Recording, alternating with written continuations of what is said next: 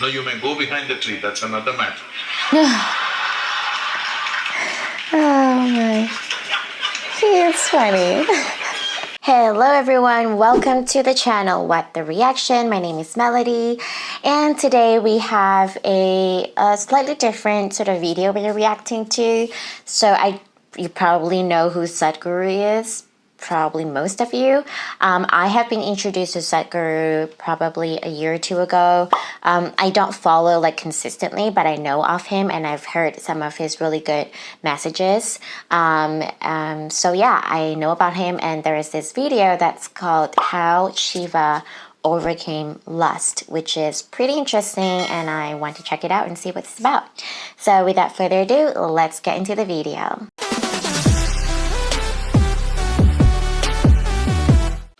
These two eyes can only perceive that which is physical. The third eye is an inward-focused eye. Your lustfulness, your desiring nature never ever stood outside, it only stood inside. Lust means it creates a sense of incompleteness within you and a longing for something.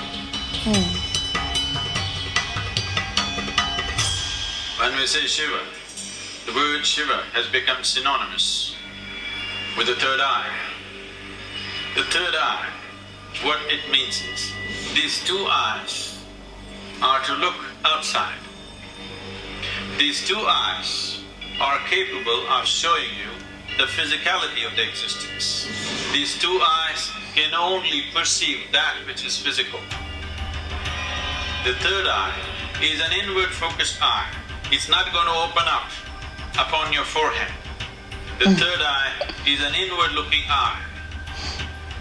But you have heard stories, Shiva opened his eyes and he burnt Kama. In India, there is a god of love and lust called Kama. Kama means lust, which you don't like to face it head-on, so you make it love.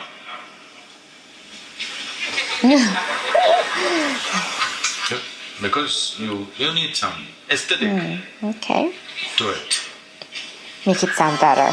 So, he hides behind a tree and shoots an arrow at Shiva's heart. Oh, like Cupid. Tuck, it hits him and Shiva gets a little disturbed. Then he sees it's Kama. That is, it's his own lust coming up. Then he opened up his third eye, a fiery eye, and burnt Kama. He was hiding behind a tree, but he was burnt into ashes. Then Shiva took the ashes of this burnt Kama and smeared himself. That I have put these things to rest for good. That is the general story told to the people. But you tell me, your lust arises within you or behind the tree? No, you may go behind the tree, that's another matter. Oh my. It's funny.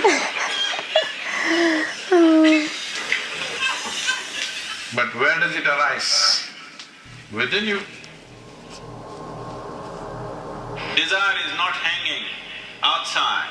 It is not because a beautiful woman or a beautiful man is sitting there, your desire comes. Because the desire, the karma is within you.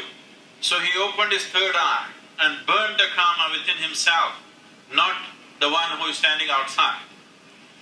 Because he never ever stood outside. Please look at this and see. Your lustfulness, your desiring nature never ever stood outside, it only stood inside.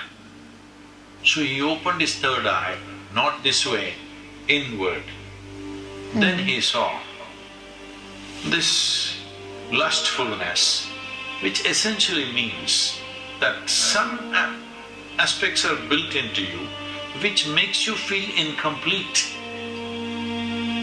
So you think you will find completion only by going towards something or somebody.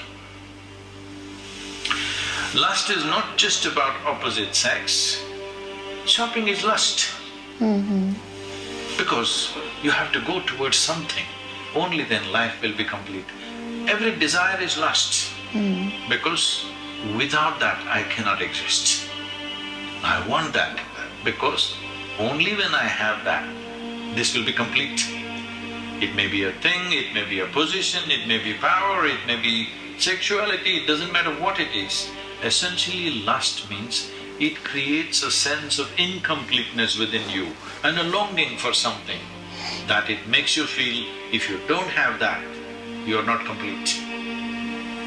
So he decides to burn the Kama within himself. He burned the Kama, and then instead of sweat, ash oozed out of the pores of his body. This is the yogic story. The common story told to the public is he was hiding behind the tree and he burnt him, opened his eyes and burnt him, and then he took that ash and smeared himself. The yogic dimension of the story is Kama arose within him. He opened his third eye, burnt him, and then ash slowly oozed out of his body, clearly showing him everything is laid to rest. Everything that you know as yourself should die.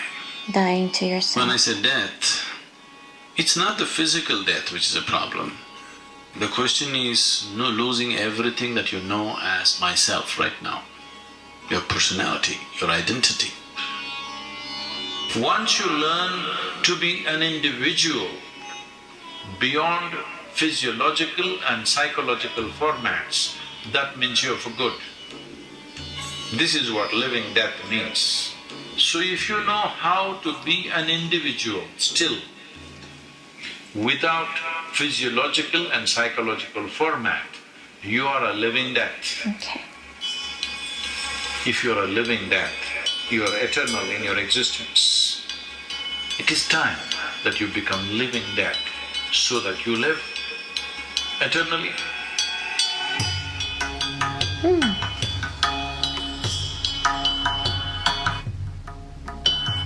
All right, I think that's the end of it.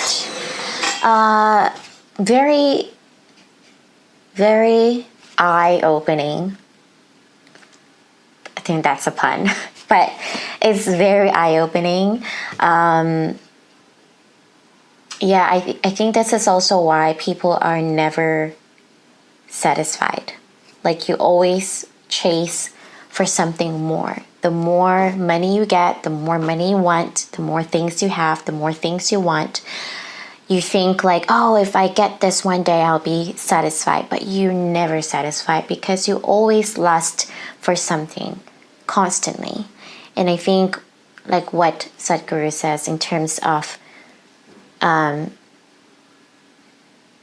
dying to self. And I've heard this word before. Actually, when I was a teenager, I went to a church camp. And the theme of the church camp is called Die to Self. And I think, so I'm a spiritual person and I take really like good teachings from every religion, like, and I believe in God for sure. And I think that version of dying to self and this is really the same. You have to die to self, and this is something that I am constantly trying to learn and to remind myself to do. And of course I am, I don't do like meditation all the time, which, I'm working on myself, and I think my mind's always constantly everywhere. But yeah, it is important to sort of look inward and to understand and grasp that all this psychological and physiological thing does not make us. It does not define us.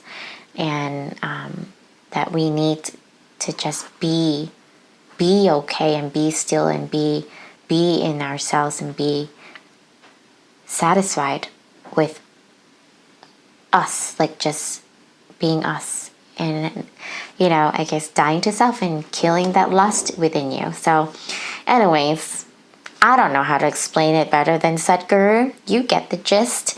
And I hope that you got really good nuggets of wisdom from that short clip there. And let me know your thoughts below, like, what other words of wisdom that we could have gotten from this. And yeah, any other videos I should watch that would be enlightening to know, do let me know below. Click like if you like this video, and subscribe if you haven't yet, and click on the notification bell if you want to be notified when I next upload. Also, I have 2 other YouTube channels. One is on Harry Potter and the other on mermaiding. So if you like any of those magical things, do give them a follow. I'm also on Instagram at petite_wanderluster. Come and say hello to me if you want to. And yeah, periodically I post up on what I'm doing, which I'm quite bad with these days because I'm living life in the moment. But yes, hope that you're all doing well, that you are constantly improving yourself day by day, that that you learn how to be satisfied with what you have now and be grateful, and not have that spirit of want all the time, which I'm also telling myself, that be grateful for every single thing, and if there is extra, that's a bonus. But yes, hope that you're doing well, and I will see you in the next video. Bye.